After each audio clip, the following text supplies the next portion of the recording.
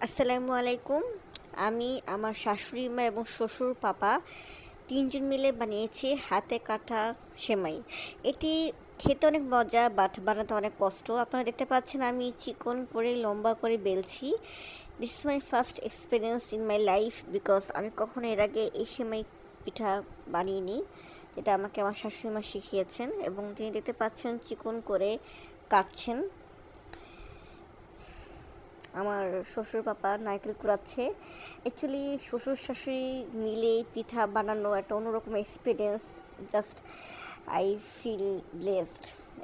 খুবই ভালো লেগেছে, একসাথে আমরা কাজ করেছি। এবং দেখতে পাচ্ছেন প্রথমে আপনারা পানি বয়েল করে নেবেন এবং ভালো করে বয়েল করবেন। সেখানে অবশ্যই দিবেন দারচিনি, এলাচ এবং তেজপাতা। ভালো করে বয়েল করার পরে এরপর হাতে কাটা সেমাই ঢেলে দিবেন। এরপর দুধ দিবেন, ভালো করে দুধ জাল করে নেবেন অবশ্যই।